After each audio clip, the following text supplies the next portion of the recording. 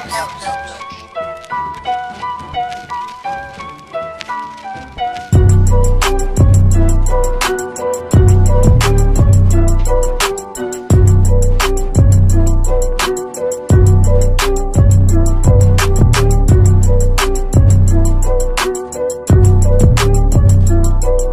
les amis, c'est Toriankou. On espère que vous allez bien. Aujourd'hui on se retrouve pour une nouvelle vidéo One Piece qui est le plus puissant des secondes Yonkou, Marco vs Ben Beckman.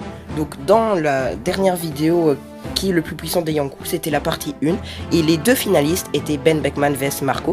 Ouais. Et donc aujourd'hui on va vous dire qui est le plus puissant des deux selon nous. Alors il y aura deux parties. Dans la partie 1, on va vous présenter les personnages. Et dans la partie 2, on va vous faire un petit peu le duel, nos arguments sur qui serait le plus puissant. Voilà, donc je vais commencer la première partie, puis ce sera Yonkou Gaming, puis je ferai mon avis sur le duel, et puis ce sera Yonkou Gaming. Sur ce, c'est parti. Ah non, j'ai oublié, avant de commencer, merci à tous pour les 100 abonnés.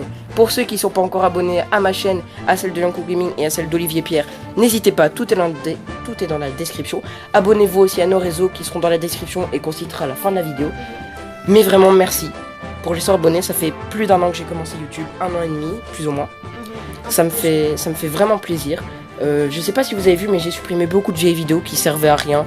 Ou par exemple, on avait fait essayer de ne pas rire, c'était des délires comme ça. Les gars, à la fin de la vidéo, on vous met quand je dis un de ces trucs dans sa première vidéo. Ouais. On vous mettra ce moment. On vous mettra ce moment à la fin de la vidéo. En plus, mais on vous le met. Ouais, c'est extra. Regardez bien toute la vidéo, restez en entier. Donc voilà, merci à tous. J'espère que mes vidéos et que mes prochaines vidéos vous plairont. Et sur ce, on peut commencer. Partie 1, présentation des personnages. Beckman est le second de l'équipage de Shanks le Roux. Beckman a battu des brigands à lui tout seul, en utilisant seulement sa force physique et en utilisant la force de son fusil. Mais il n'a pas utilisé les balles de son fusil. Et Yonkou Gaming avait une hypothèse que je trouve superbe à ce sujet. C'est parce que dans son fusil, il y aurait des balles en granit marin et il ne voulait pas les utiliser pour rien. C'est donc ce que j'avais dit dans la vidéo partie 1, et c'est pour ça que Kizaru aurait eu peur de Beckman à Marineford, parce qu'il aurait eu des balles en granit marin. Aussi, Ben Beckman manie un grand fusil qui est pratique pour taper ses ennemis avec. Et aussi, petit duel, chez vous, essayez de dire Ben Beckman plusieurs fois d'affilée, c'est super compliqué. Ouais. Donc maintenant, nous allons vous parler de Marco. Marco est l'un des plus anciens, mais aussi l'un des plus puissants de l'équipage de Barbe Blanche. Je crois même que c'est le plus puissant, vu que c'est son second. À tel point que Shanks lui-même le respecte. Lors de la guerre au sommet, il a affronté d'égal à égal les amiraux de la marine et soutenu Luffy. D'ailleurs, si je peux rajouter un truc, Shanks voulait recruter Marco dans son équipage, donc c'est à dire à quel point il le respecte. Ouais, c'est vrai. Son rôle a été indispensable durant la bataille.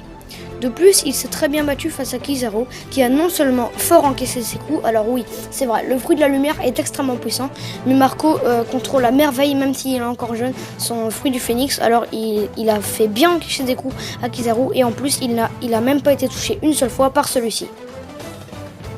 Partie 2, le duel.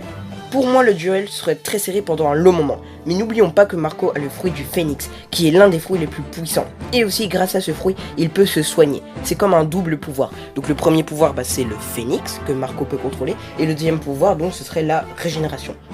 Et vous allez me dire que Beckman pourrait lui tirer dessus avec ses balles en granit marin, mais Marco s'est volé, donc Beckman ne saurait pas le viser. Marco n'a pas encore dévoilé tout le pouvoir de son fruit, mais j'imagine qu'il peut aussi lancer des sortes de flammes bleues, un peu comme dans Blue Exorcist, pour les lancer sur Beckman. Et là, Beckman ne saura pas se protéger. Ouais, donc moi par contre je dirais que Marco est le plus fort, car déjà, il était dans l'équipage de Barbe Blanche, qui était pour moi l'équipage le plus puissant, enfin en deuxième position derrière celui de Roger, et qui est déjà plus puissant que celui de Shanks. En plus, Barbe Blanche est très puissant, c'était d'ailleurs l'homme le plus fort du monde, donc il est encore une fois plus fort que Shanks. Et donc le second de Barbe Blanche doit logiquement être plus puissant que celui de Shanks. Donc Marco aurait plus d'expérience, logiquement, que Beckman. En plus, Marco est plus jeune, alors il a encore beaucoup de choses à apprendre sûrement, même s'il maîtrise déjà assez bien son fruit quand même, on a eu la preuve contre Kizaru, alors que Beckman, on imagine qu'il serait déjà au maximum de sa puissance. Voilà, donc vous l'avez compris, le vainqueur est Marco. Mais bon, Beckman pourrait tenir longtemps et on peut le mettre vraiment en mention honorable parce que c'est un personnage vraiment très puissant. Et je crois qu'il pourrait vraiment tenir tête très longtemps à Marco. Même si je crois qu'à un moment, Marco pourrait prendre le dessus. Au bout d'un moment, il céderait, il lâcherait l'affaire et ce serait Marco qui gagnerait. Ce serait Marco qui gagnerait. Voilà, du coup, on espère que cette vidéo vous aura plu. Suivez-nous sur tous nos réseaux qui sont Instagram, Amino, Twitter et Discord. Allez les amis, à très bientôt. Et salut. Pardon, vous pouvez l'installer, PewDiePie. C'est quoi encore légende? PewDiePie Legend of the Bar Street.